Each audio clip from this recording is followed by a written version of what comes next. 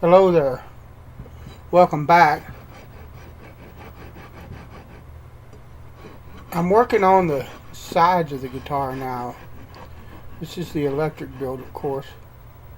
And what I'm doing is basically leveling them out. If you look on YouTube and watch some of the guys that have big shops and they run a router table and they run a big 2-inch tall router bit, and their sides come out perfectly smooth. When you use a template like I'm using, or at least when I do it, I can't speak for everybody. But when you use a template like I do it, and use a bearing to follow that template, and basically take 2 or 3 passes at different depths to actually route the sides of the body, you end up with little lips or little ledges or little ridges on the sides, and you also can end up with bearing burn. And you see that black line in the middle that you'll see on the sides is bearing burn, where the bearing got hot and burned the side of the guitar.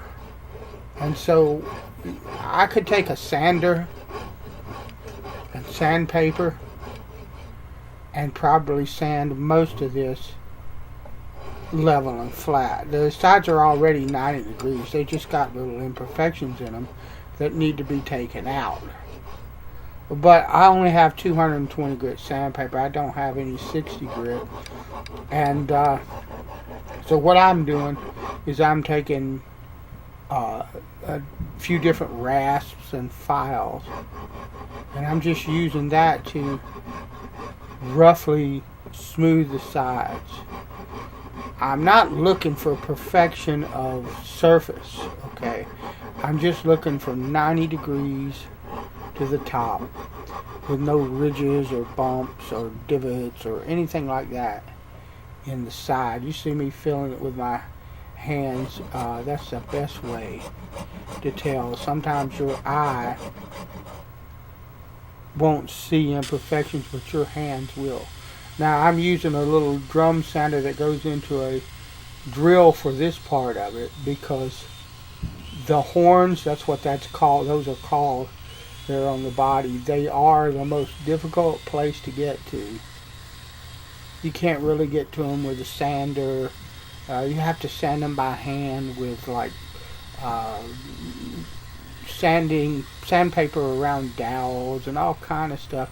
And I just find that for this specific thing, a little drum sander that's mounted on a hand drill works really well for this, and it makes quick work of it, because this can be miserable. You can spend hours sanding on the horns, the inside of the horns. That's just how it is. And anybody that's done this by hand like this knows you can spend hours doing that.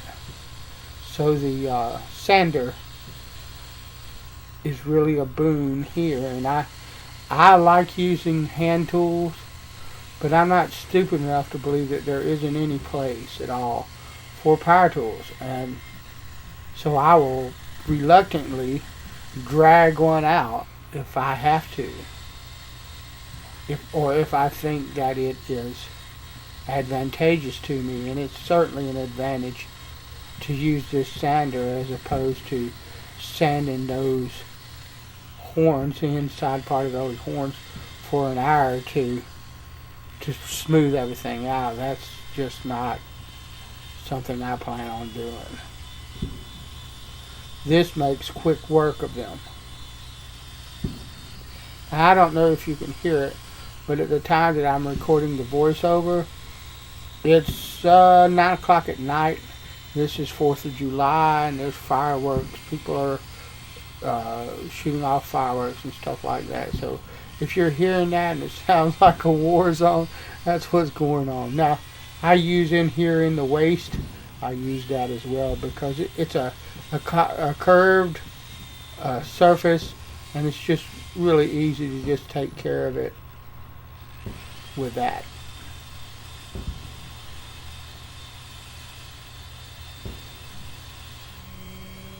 And now I'll take a palm sander, or what we used to call jitterbug sander, and I'll smooth everything out with 220 and make it fairly smooth. And I'm not trying to remove every single scratch. I just want them level and smooth, right? Because there's going to be plenty of sanding on this guitar before everything is done. So I don't need to sand forever here, because I'm just going to come back and sand some more later anyway. And I'm losing a little bit of the light, but it is what it is. You can see the light's good. Now this is the final result. But you see there's no ridges or burn spots or anything like that on it now. So thanks for watching, and I'll talk to you later.